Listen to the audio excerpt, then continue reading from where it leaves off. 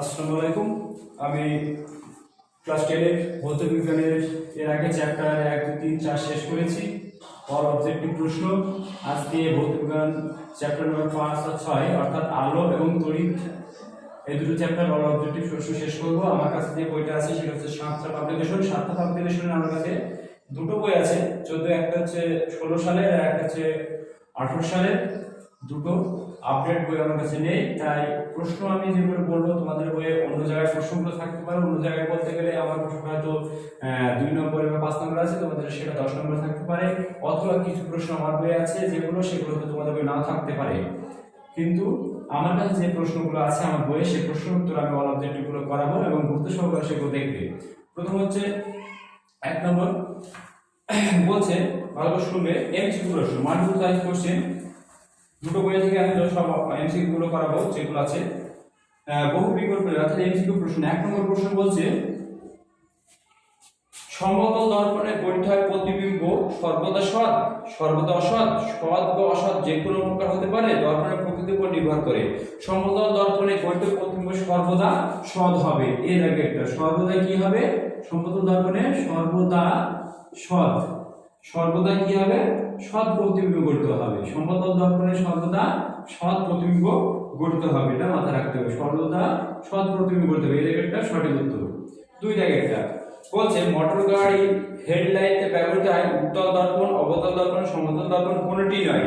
Motor গাড়ি headlight অর্থাৎ motorcycle বা যে কোনো বড় গাড়িতে হেডলাইট হিসেবে ব্যবহার করা হয়, সেখানে অবতল দর্পণ ব্যবহার করা হয়। অর্থাৎ বি দাগেরটা কি? অবতল দর্পণ, অবতল দর্পণ, অবতল দর্পণ ব্যবহার করা হয়। 3 দাগের প্রশ্ন বলছে, 3 দাগে বলছে, নিচের কোন দর্পণে কোন বস্তুর প্রতি সর্বদা অসৎ ও খর্বাকার হয়? উত্তল দর্পণ, অবতল দর্পণ, সমতল দর্পণ কোনটি নয়। বলছে নিচের কোন দর্পণে, মানে কোন দর্পণের উপর কোন বস্তুর প্রতিবিম্ব সর্বদা অসৎ ও খর্বাকার হবে? উত্তল দর্পণে। এই জায়গাটা সঠিক উত্তর, উত্তল দর্পণ, উত্তল দর্পণ, উত্তল দর্পণ। এরপর 4 থেকে, কোন অবতল দর্পণের ক্ষেত্রে বস্তুর বক্রতার কেন্দ্র থাকলে প্রতিবিম্ব গঠিত হবে? কোন অবতল দর্পণের ক্ষেত্রে বস্তুর বক্রতার কেন্দ্র থাকলে প্রতিবিম্ব গঠিত হবে? ফোকাস ও বক্রতার কেন্দ্রের মাঝে, বক্রতার কেন্দ্রে ও অসীম দূরত্বের মাঝে, আর বিদ্যমান হচ্ছে অসীমে। অর্থাৎ সঠিক হচ্ছে বক্রতা কেন্দ্রে। 4 দিকেরটা হচ্ছে বলছে, 4 দিকের প্রশ্নটা বলছে, কোন অবতল দর্পণের ক্ষেত্রে কোন অবতল দর্পণের ক্ষেত্রে বস্তু বক্রতা থাকলে প্রতিবিম্ব গঠিত হবে? বক্রতা কেন্দ্রে আর কি, বক্রতা, অর্থাৎ সঠিক উত্তর বি এরটা, বক্রতা মানে দুই ভাবে করা যায়, বক্রতা কেন্দ্রে,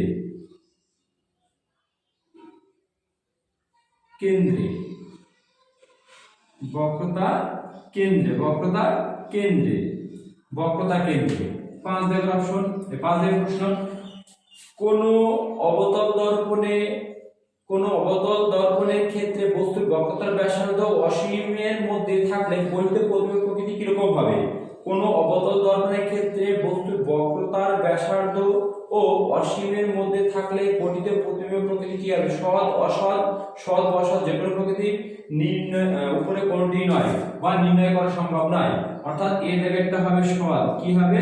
সৎ প্রতিবিম্ব গঠিত হবে, সৎ প্রতিবিম্ব গঠিত হবে। বাস এমসিকিউ এটাই, এই কটা 5টা ছিল। আর পরেরটা দেখি,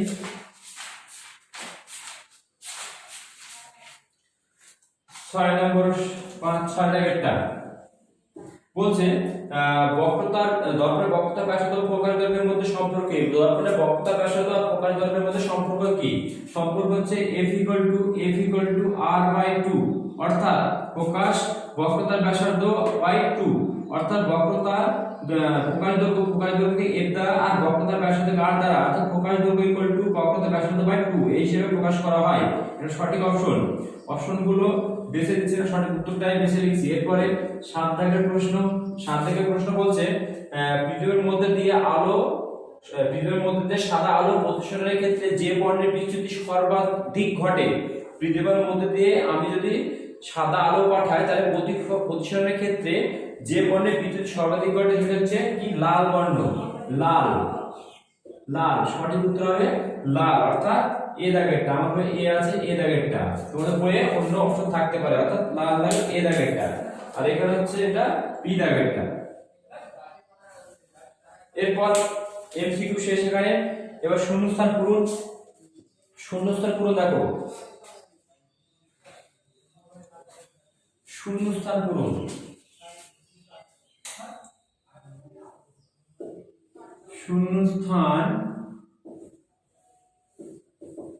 শূন্যস্থান পূরণ এক দেখে বলছে এক বর্ণে আলো ড্যাশ গঠন করে, বর্ণালী গঠন করে।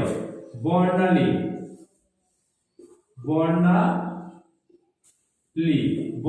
গঠন করে। এক বর্ণে আলো কি গঠন করে? বর্ণালী গঠন করে। 2 নম্বর প্রশ্ন বলছে বিবর্ধক কাচ রূপে ড্যাশ লেন্সকে ব্যবহার করা হয়। উত্তল লেন্সকে। কোন লেন্সকে? উত্তল লেন্সকে। বিবর্ধক কাচ হিসেবে উত্তল লেন্সকে ব্যবহার করা হয়। 3 নম্বর প্রশ্ন বলছে উত্তল লেন্সের বস্তুর লেন্সের 12 ও f এর মধ্যে অবস্থিত হলে ড্যাশ ও ড্যাশ ড্যাশ এবং ড্যাশ উৎপন্ন করতে হয়, অর্থাৎ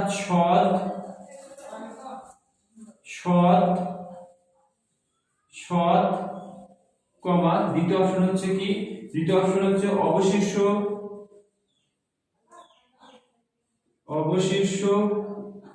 আর তৃতীয় অপশন হচ্ছে কি?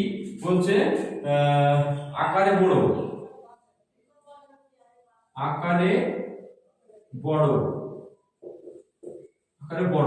এটা উত্তর। অর্থাৎ 11 প্রশ্নটা করছি, বলছে উত্তল লেন্সের বস্তু লেন্সের 12 ও f এর মধ্যে রাখলে বস্তুর প্রতিবিম্ব কেমন হবে? সৎ, অবশিষ্ট ও আকারে বড়। 4 নম্বর প্রশ্ন বলছে দীর্ঘদৃষ্টি সম্পন্ন ব্যক্তি ড্যাশ ক্ষমতাযুক্ত চশমা ব্যবহার করা উচিত। ঋণাত্মক ক্ষমতাযুক্ত উত্তল লেন্স। ঋণাত্মক ক্ষমতা না ধনাত্মক দীর্ঘদৃষ্টি সম্পন্ন লোককে কি ধরনের চশমা ব্যবহার করা উচিত?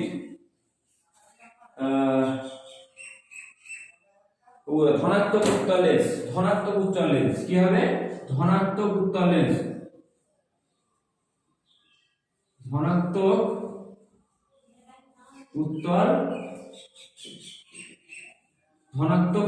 ব্যবহার করা হয়। কি ব্যবহার করা হয়? ধনাত্মক উত্তল লেন্স। এখানে ধনাত্মক ক্ষমতাযুক্ত উত্তল লেন্স ব্যবহার করা হয়। 4 নম্বর প্রশ্ন উত্তর। 4 নম্বর গেল। এরপরে 5 থেকে প্রশ্ন। 5 থেকে কি বলছে? 5 থেকে বলছে দিনের বেলায় আকাশকে নীল দেখায় কারণ ড্যাশ দ্বারা সূর্যের বিক্ষোভণ ঘটে। বায়ুর ধূলিকণা।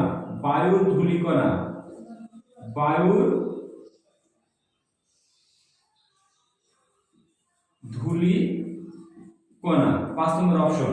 এবারে দেখি এখন নতুন শূন্যস্থান আছে কি গঠন করে বিবর্ধক কাচ উত্তল লেন্স ব্যবহার করা হয়। বিবর্ধক কাচ হিসেবে আমি একটু দেখে নিই। বিবর্ধক কাচ উত্তল লেন্স ব্যবহার করা হয়। ব্যাস। এরপরে অবশ্য কোন বলতে বিবর্ধক সংখ্যা 5 বাস। এখানে শূন্যস্থান এই কটাই। এরপর আছে সত্য মিথ্যা।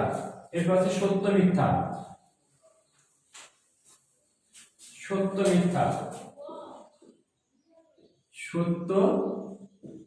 মিথ্যা কোনটা সত্য কোনটা মিথ্যা? বাস। 1 নম্বর বলছে উত্তল লেন্সকে অভিসারী লেন্স বলা হয়। সত্য আর মিথ্যা? সত্য। উত্তল লেন্সকে অভিসারী লেন্স বলা হয়, সত্য। 2 নম্বর বলছে লেন্সের বেধ তার বক্রতার ব্যাসার্ধের অপেক্ষা খুব ছোট হলে তাকে পাতলা লেন্স বলা হয়, সত্য। 3 নম্বর প্রশ্নগুলো ভালো করে শুনবে। আরেকবার বলছি উত্তল লেন্সকে অভিসারী লেন্স বলা হয়, সত্য। লেন্সের বেধ তার বক্রতার ব্যাসার্ধ অপেক্ষা খুব ছোট হলে তাকে পাতলা লেন্স বলা হয়, সত্য। দ্বিতীয় নম্বর প্রশ্ন বস্তুর বস্তু লেন্সের ফোকাসে থাকলে প্রতিবিম্ব সৎ অবশিষ্ট বস্তুর চেয়ে আকারে ছোট হয়, মিথ্যা। আকারে বড় হয়, কি হয়? আকারে বড় হচ্ছে মিথ্যা। 3 নম্বর হচ্ছে মিথ্যা। 3 নম্বর প্রশ্নটা এখন আমি বলছি, বস্তু লেন্সের ফোকাসে থাকলে প্রতিবিম্ব সৎ অপরিশিষ্ট ও বস্তুর চেয়ে আকারে ছোট হয়, উত্তরটি মিথ্যা। 4 নম্বর বলছে দীর্ঘ দৃষ্টি সম্পন্ন ব্যক্তি ঋণাত্মক ক্ষমতাযুক্ত চশমা ব্যবহার করে না, দীর্ঘ মিথ্যা, এটা মিথ্যা। ধনাত্মক ক্ষমতাযুক্ত চশমা ব্যবহার করে। এরপরে 5 নম্বর কি বলছে? 5 নম্বর বলছে যে বেগুনি অপেক্ষা লাল বর্ণের আলোর গতিবেগ বেশি, সত্য। বেগুনি অপেক্ষা লাল বর্ণের গতিবেগ বেশি, সত্য। এটা সত্য মিথ্যা আছে কি দেখি। না, এই প্রশ্নের বইটা সত্য মিথ্যা নেই। চলো এরপরে এক কথায় উত্তর।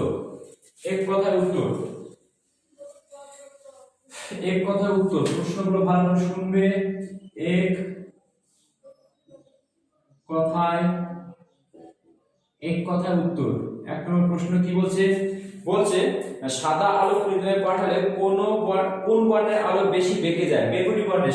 কোন বলছে প্রিজমের মধ্যে সাদা বর্ণের আলো পাঠালে কোন বর্ণ বেশি বেঁকে যায়? বেগুনি বর্ণ। কি বর্ণ? বেগুনি বর্ণ। বেগুনি বর্ণের আর কি, বেগুনি বর্ণের আলো বেশি বেঁকে যায়। বেগুনি যদি নয় সিধি, বেগুনি বর্ণের আলো সবথেকে বেশি বেঁকে যায়। 2 নম্বর বলছে, 2 নম্বর বস্তুর কোন অবস্থানে উত্তল লেন্সের সাহায্যে সদ্বিম্ব গঠিত হয়? প্রকাশ দৈর্ঘ্যে। কি? প্রকাশ দৈর্ঘ্যে। এখানে দেখা যায় বস্তু কোন অবস্থানে লেন্সে সদ্বিম্ব গঠিত হয়? A4 2F এর মধ্যে বা প্রকাশ দৈর্ঘ্যে। অর্থাৎ প্রকাশ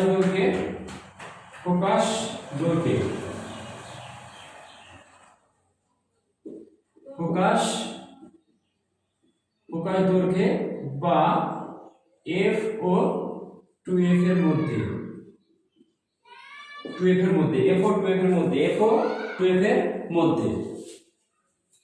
এরপরে 3 নম্বর প্রশ্ন উত্তর হচ্ছে, দেখো আলো বিস্ফোরণের একটি প্রাকৃতিক উদাহরণ হচ্ছে রামধনু।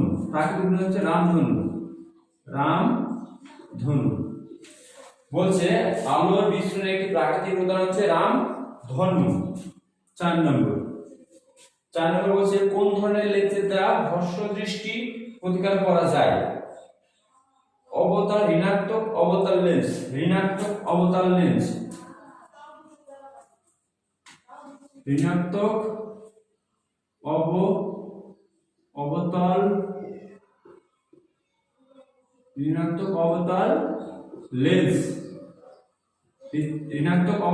5 নম্বর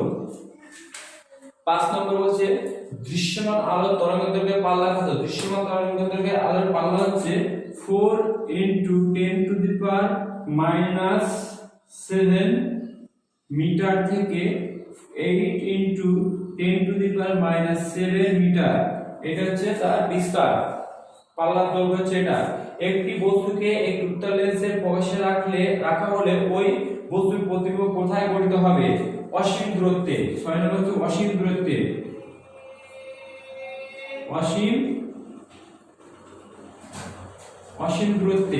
কোথায়? অসীম দূরত্বে। বলছে একটি বস্তুকে একটি উত্তল লেন্সের প্রকাশে রাখলে ওই বস্তুর প্রতিবিম্ব কোথায় গঠিত হবে? অসীম দূরত্বে। আর এর জন্য এটা বা লিখতে পারবেন 4000 অ্যাংস্ট্রম থেকে 8000 অ্যাংস্ট্রমের মধ্যে। তার মধ্যে 4000 থেকে 8000 অ্যাংস্ট্রমের মধ্যে। এবারে দেখি নতুন প্রশ্ন আছে কি। এক কথায় উত্তর পাল্লা হলো ঋণাত্মক লেন্স আলো বিস্ফোরণের একটি প্রাকৃতিক ঘটনা হয়েছে। বাস, এখানে আর নেই। এরপরে ডান দিক বাঁ দিক। আলোর ডান দিক ও বাঁ দিক।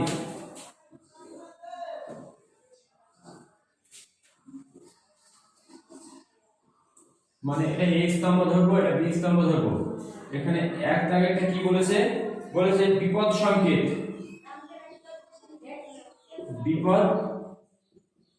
সংকেত, বিপদ সংকেত। 2 নম্বর অতি বেগুনি রশ্মি, অতি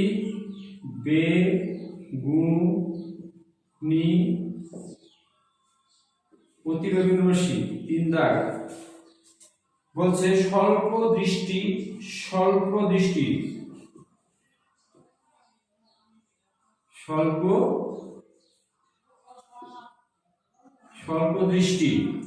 4 নম্বর ফিল্ম, ফিল্ম। বাস উত্তর দেখা যাক, আমি সরাসরি সঠিক উত্তর করব। বিপদ সংকেত বোঝাতে হচ্ছে লাল আলো, অর্থাৎ লাল আলো 2 দাগেরটা লাল আলো। এটা এ বিসি, একটা বি, এটা এ, এটা বি, এটা সি, এটা ডি। ঠিক আছে, বিপদ সংকেত বোঝাতে 2টা লাল আলো, লাল লাল আলো, লাল আলো। এরপরে বলছে বিকজ অতি বেগুনি রশ্মি ত্বক ক্যান্সার, ত্বকে ক্যান্সার সৃষ্টি করে, ত্বকে ক্যান্সার, ত্বকে ত্বক ক্যান্সার, ত্বক ক্যান্সার।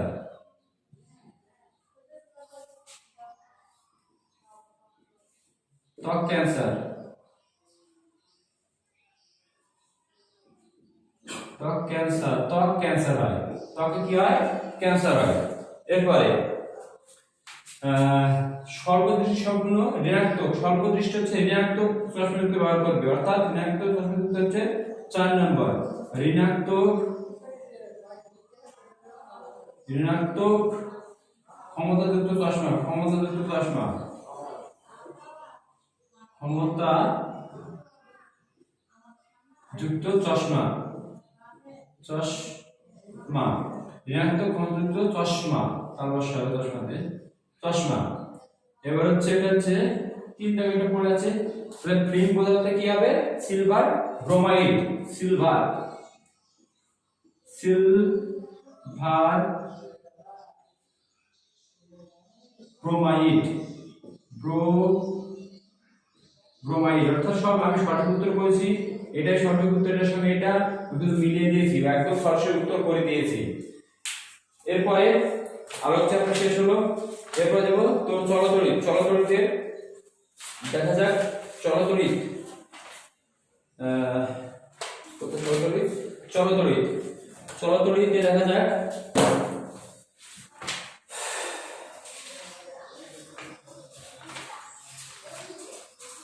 একই প্রশ্ন, প্রশ্ন একটা আলাদা নেই, যদিও থাকে না নেই। বাস এই বইটা ফলো করা হবে।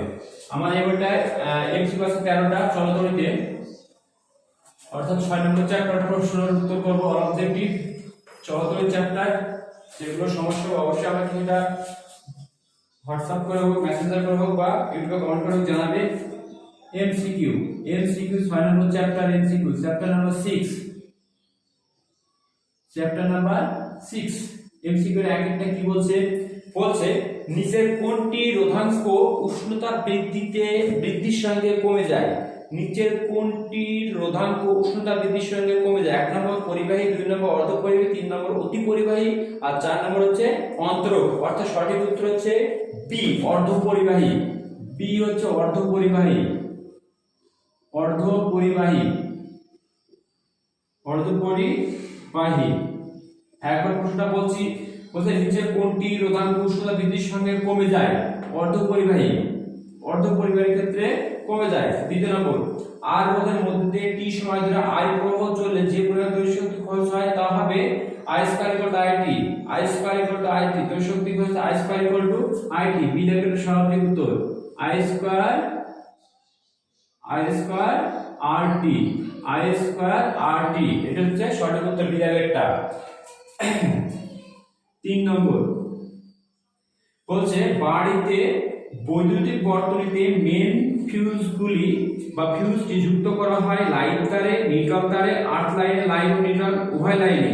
লাইন তারে বাড়িতে বৈদ্যুতিক বাতিতে বা বর্তনীতে, বাড়িতে বৈদ্যুতিক বর্তনীতে মেন ফিউজটি যুক্ত করা হয় লাইভ লাইনে। কোথায়? লাইভ লাইনে। অর্থাৎ সঠিক উত্তর এ, লাইভ লাইফ লাইন, লাইফ লাইনে। 4 নম্বর প্রশ্ন বলছে 3 ওহম ও 6 ওহম রোধ সমান্তরাল সরণে যুক্ত করলে তাদের তুল্য রোধ কত হবে? তুল্য রোধ অর্থাৎ 1/R = 1/R1 + 1/R2 সমান্তরাল সরণে যুক্ত করলে এটা হয়। অর্থাৎ এটা সমাধান করলে 1/R প্লাস হচ্ছে 1/3 প্লাস 1/6, লসাগু করব 6 হবে, অর্থাৎ 2 প্লাস 1 অর্থাৎ কত হচ্ছে 3/6 অর্থাৎ হাফ। এটা ইমপ্লাই করবে R = কি দেবে 2, অর্থাৎ সঠিক উত্তর কয়টা? 2, সি দাগেরটা। অর্থাৎ সঠিক উত্তর সি 2 ওহম, 2 ওহম অর্থাৎ 4 দাগের উত্তর হবে 2 ওহম। এরপরে 4 দাগ গেলে 5 দাগেরটা। 5 দাগে কি বলেছে? বলেছে গৃহস্থালী বৈদ্যুতিক বর্তনী যন্ত্রপাতিগুলি কোন সময় যুক্ত থাকে? শ্রেণী সমবায়, সমান্তরাল সমবায়, শ্রেণী উভয় ক্ষেত্রে, অথবা শ্রেণী সমবায় অথবা সমান্তরাল সমবায়, যে কোনো একটা।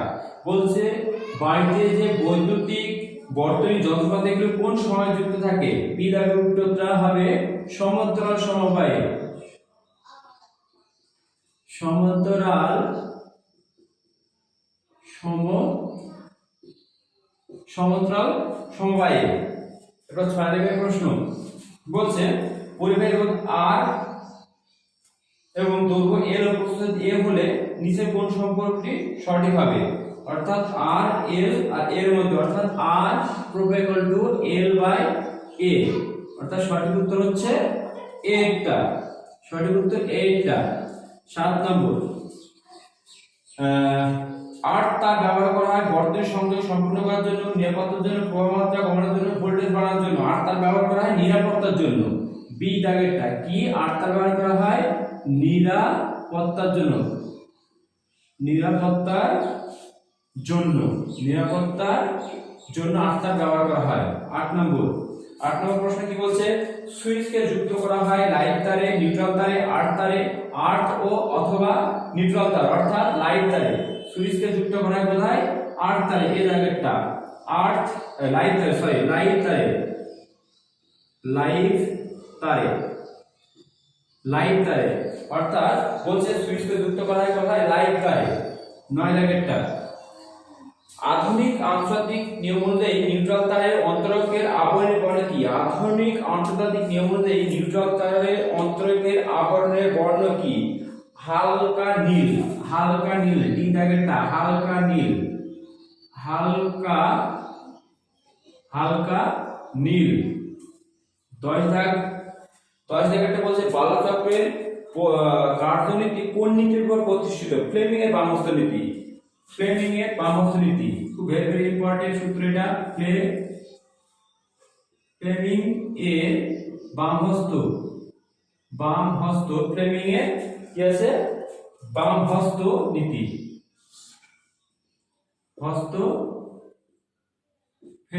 ফ্লেমিং এর বামহস্ত নীতি, অর্থাৎ সঠিক উত্তর হচ্ছে সি এরটা, ফ্লেমিং এর বামহস্ত নীতি, সঠিক উত্তর সি এরটা।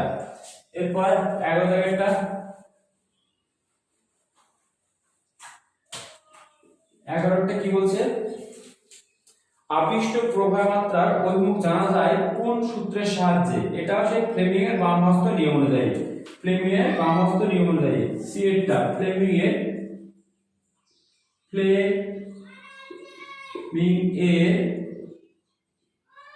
বামহস্ত নিয়ম অনুযায়ী, ফ্লেমিং এর বামহস্ত নিয়ম।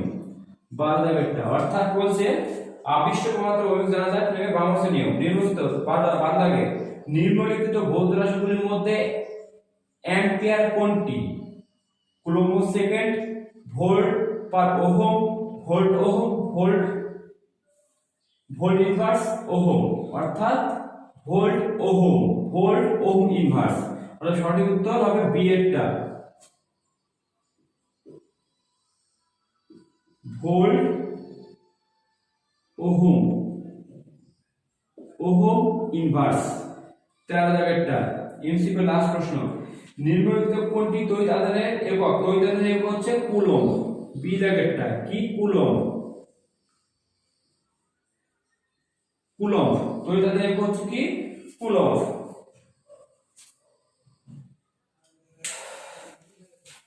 দেখা গেল।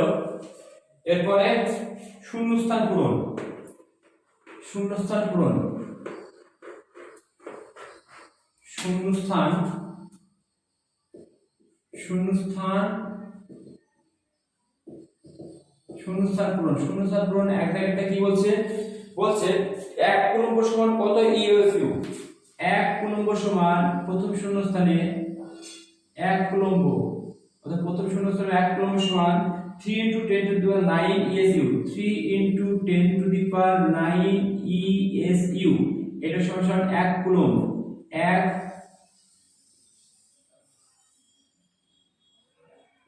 1 কুলম্ব সমান 3 × 10 to the 9 ESU। 2 নম্বর প্রশ্ন।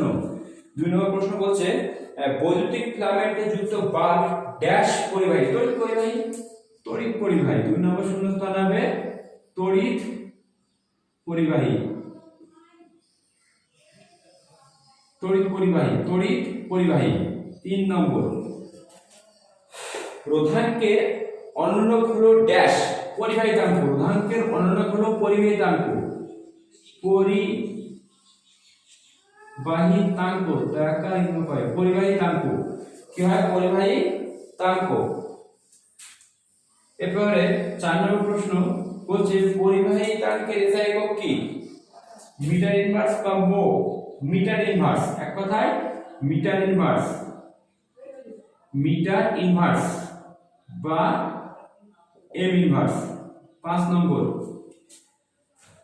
সিএফএল এর তুলনায় এলইডি বাল্বের ড্যাশ তড়িৎ খরচ হয়। কম তড়িৎ খরচ হয়, কম তড়িৎ খরচ হয়। সব শূন্যস্থানে বসবে। কম তড়িৎ খরচ হয়, সিএফএল এর তুলনায় এলইডি বাল্বে কম তড়িৎ খরচ হয়। এরপরে সত্য মিথ্যা।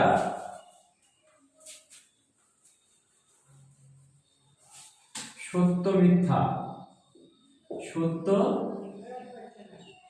মিথ্যা। একটা কি বলছে? বলছে লাইট তারের রং বাদামি বর্ণ। অবশ্যই লাইট তারের রং বাদামি বর্ণ, লাইট তারের রং বাদামি বর্ণ সত্য। কি হবে? লাইট তারের রং বাদামি বর্ণ সত্য, সত্য। 2 নম্বর বলছে বর্তনীতে তড়িৎ ইচ্ছামত চালু বা বন্ধ করা যন্ত্র হলো সুইচ। সত্য,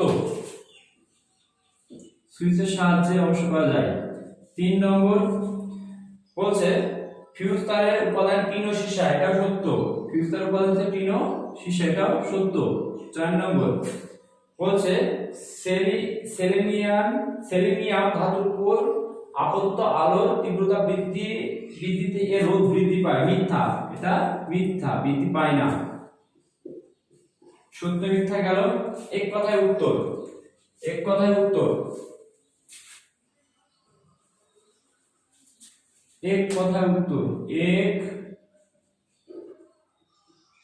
কথায় উত্তর, অর্থাৎ ভেরি শর্ট টাইম অ্যানসার।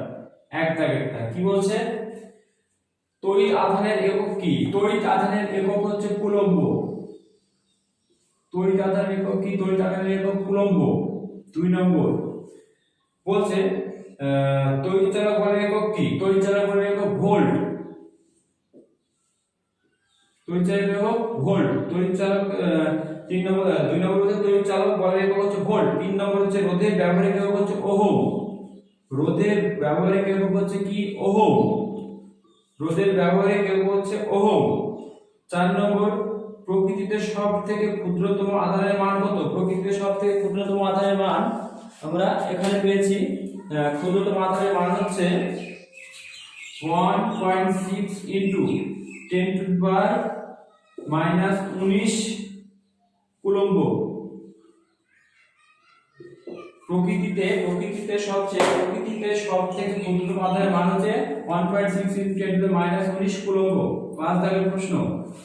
5 দাগের প্রশ্ন বলছে রোধাঙ্কের এসআই একক কি? রোধাঙ্কের এসআই একক হচ্ছে ওহম মিটার। Ohm metre. 6 দাগে তড়িৎ ক্ষমতা কাকে বলা হয়? তোমরা বই দেখে পড়ে নেবে। এটা তড়িৎ ক্ষমতা বই দেখে পড়ে নেবে, কারণ বই দেওয়া আছে। 7 নম্বর বিওটি, এটা বই দেখে পড়ে নেবে। বিওটি সংজ্ঞা বই দেখে পড়ে নেবে। সংজ্ঞা বই দেখে করে নেবে, এটা করে নেবে, এটা বই দেখে। কি তড়িৎ ক্ষমতা, তড়িৎ ক্ষমতা সংজ্ঞা, এই দুটো বই দেখে পড়ে নেবে। এবার 8 নম্বর প্রশ্ন, এই দুটো 6 7 যেহেতু সংজ্ঞা বই আছে বই দেখে পড়ে নেবে, কারণ লিখতে একটু সময় লাগবে। এরপর 8 6 7 বই দেখে পড়বে। 8 নম্বর, ফিউজ তারের একটি বৈশিষ্ট্য কি? ফিউজ তারের একটি বৈশিষ্ট্য হচ্ছে কি, ফিউজ তারের একটি বৈশিষ্ট্য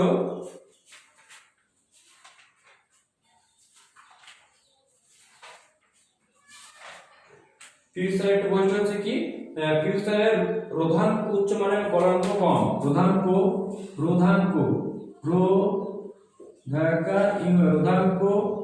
উচ্চ মানে ও গলনাঙ্ক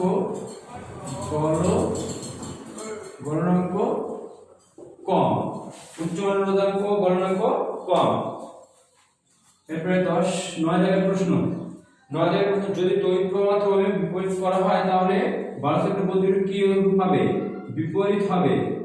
চক্রের ঘূর্ণন বিপরীত হবে। চক্রের ঘূর্ণন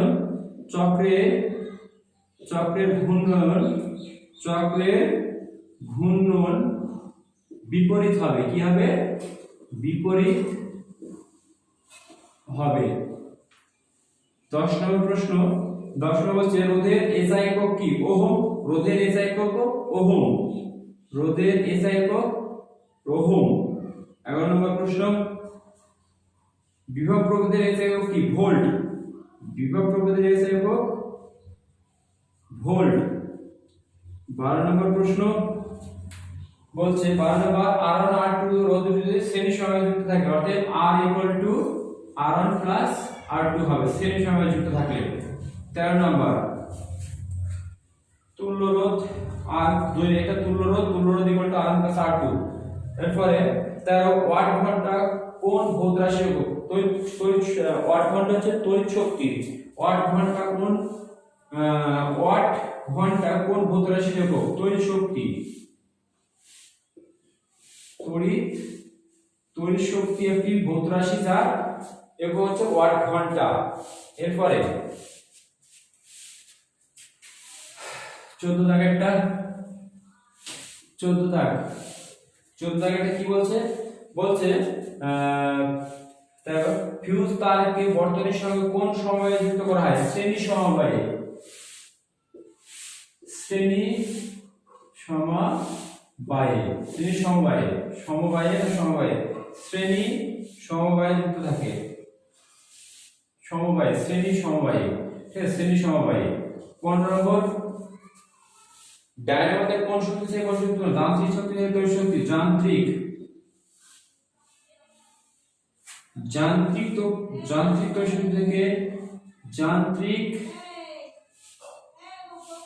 তড়িৎ শক্তি থেকে তড়িৎ শক্তি।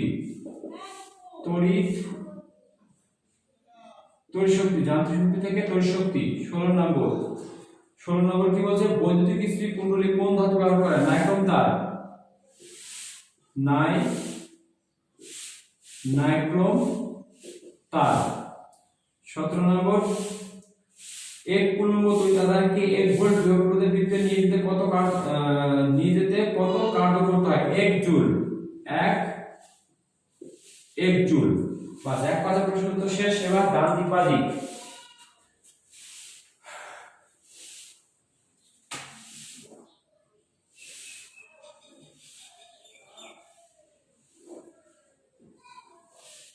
এই স্তম্ভ, বি স্তম্ভ, ডান দিক বাঁ দিক, ডান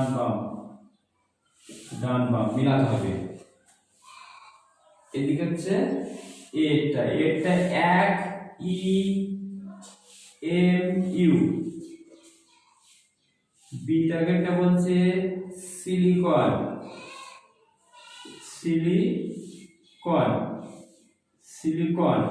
সি টার্গেটটা বলছে ফায়ার ক্লে।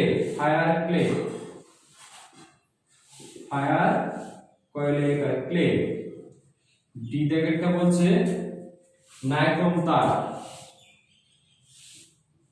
নাইক্রোম তার। বাস আমি সঠিক উত্তরটা সরাসরি লিখে দেবো। তাহলে 1 এম সমান 10 অ্যাম্পিয়ার, দুইটা 10 অ্যাম্পিয়ার। এবার সিলিকন হচ্ছে অর্ধপরিবাহী, সিলিকন হচ্ছে কত? অর্ধপরিবাহী। 1 নম্বর অর্ধপরিবাহী,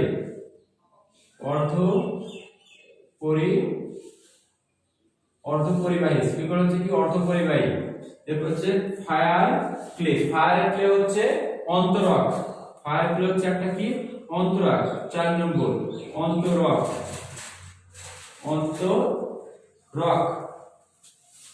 তারপর নাইক্রোম তার ইলেকট্রিক ইস্ত্রি, 3 নম্বর ইলেকট্রিক ইস্ত্রি,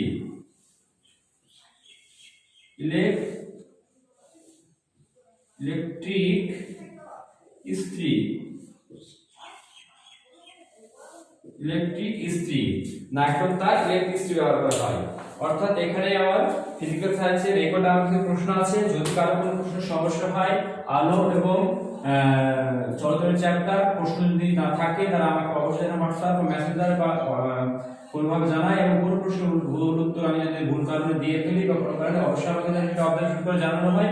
এবং প্রত্যেকটা ভিডিও প্রথমে শেষ পর্যন্ত দেখতে থাকবে। ফিজিক্যাল সায়েন্সের 6টা চ্যাপ্টার শেষ করলাম, লাইফ সায়েন্সের 3টে চ্যাপ্টার শেষ করলাম। আমি কথা দিয়েছি যে অগস্টের মধ্যে ম্যাথস, ফিজিক্স, লাইফ প্রত্যেকটা চ্যাপ্টার এবং সিলেবাস শেষ করব এবং অবজেক্টিভগুলো করাবো। এবং আমার অগস্টের পর থেকে সমস্ত চ্যাপ্টার উপরে পরীক্ষা যে ধরনের প্রশ্ন আসে সেগুলো ডিটেইলসে আলোচনা করব। এবং বিভিন্ন এমসিকিউ টাইপ বা বিভিন্ন শর্ট প্রশ্ন যেগুলো আসার মতো সম্ভাবনা, সেগুলো টেস্ট পেপার হোক, কোশ্চেন ব্যাংক হোক, বিভিন্ন বই থেকে আমি তুলে অঙ্কগুলো করাবো। তাই বলবো প্রত্যেকটা ভিডিও প্রথম থেকে শেষ পর্যন্ত দেখবে এবং অবশ্যই লাইক, কমেন্ট, শেয়ার করবে। এবং যারা প্রথম দেখছো আমার ভিডিও, তারা অবশ্যই সাবস্ক্রাইব করবে, কারণ এতে তোমরা পরবর্তী নোটিফিকেশন তোমাদের কাছে পৌঁছে যাবে। বাস এগুলো শেষ করছি, বাস এটুকুই শেষ।